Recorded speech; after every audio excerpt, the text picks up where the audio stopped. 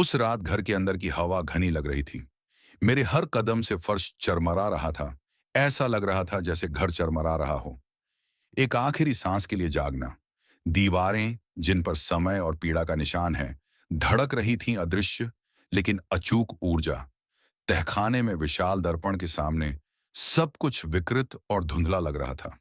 गुणा करें, मेरा अपना प्रतिबिंब हजारों टुकड़ों में बिखर रहा था। हर एक खुद का एक अलग रूप दिखा रहा हूं।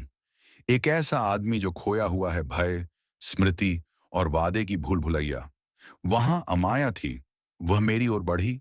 उसके चेहरे पर उदासी और आशा का मुखौटा था, लेकिन उसकी आंखें खाली, गहरी, मानो किसी जाल में फंसी हों, पहुंच से परे स्थान। और उसके पीछे छाया, एक ऐसा अस्तित्व जो मेरे सबसे बुरे सपनों से बुना हुआ लगता था। अंधेरे से बना, मृत मानव आंखें जो अंधेरे में चमकती थीं। उसकी लंबी भुजाएं मानो दुनिया को गले लगाना चाहती थीं। अपनी बाहों से सब कुछ दबा देना चाहती थीं। जो कभी ठीक नहीं हुआ, उसका भार। मेरे दिमाग में एक आवाज आई, दृढ़ और ठंडी। तुम्हारे पास एक विकल्प है। घर को हमेशा के लिए सील कर दो, उसकी यादें मिटा दो, आपका अतीत, आपका अपना सार, या जो यहां फंसा है उसे छोड़ दो, जिससे अंधकार बाहर फैल जाए इस घर की दीवारों से, पूरी दुनिया को छूते हुए। मोमबत्तियां अचानक भड़क उठीं।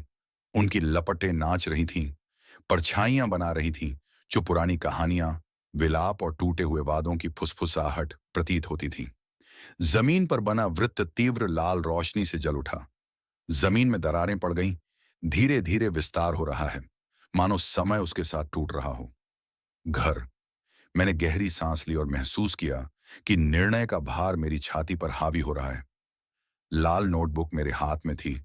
उसके पन्ने पीले पड़ गए थे। समय। राघव के गीतों में अंतिम अनुष्ठान के निर्देश इस प्रकार हैं। सत्य से मुहर तोड़ो, उस अतीत को जला दो जो तुम्हें पीछे खींचता है, और अपने आप को एक संरक्षक के रूप में पेश करें, ताकि घर फिर से मांग न करे पीड़ितों। सन्नाटा गहराता गया। हवा ठंडी होती गई। मैं जानता था कि अब पीछे मुड़ने का कोई रास्ता नहीं है। मैंने अपनी आंखें बंद कर लीं और अमाया, अपने दादाजी और मुझसे किए गए वादों को याद करने लगा। वही, हर याद, हर दर्द, हर डर, सब कुछ वहां था, मेरे सीने में धड़क रहा था। तभी मेरे सामने का दर्पण हिंसक रूप से टूट गया। बिखर गया टुकड़े जो संभावनाओं की अनंतता को प्रतिबिंबित करते थे।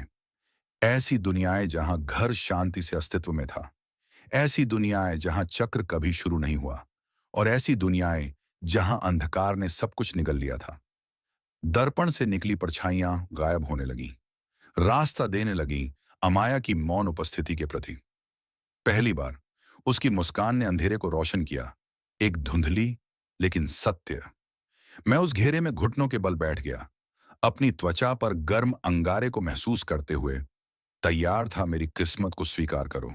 मुझे अंततः एहसास हुआ कि घर में जो फंसा हुआ था, वह सिर्फ एक नहीं था, आत्मा या प्राणी। यह मेरी अपनी आत्मा थी, अधूरे वादों के बीच खंडित, दफन डर और भुलाया हुआ प्यार। जैसे ही आग ने नोटबुक के पन्नों को भस्म कर दिया, घर हिल गया, मानो आखिरी बार रोया।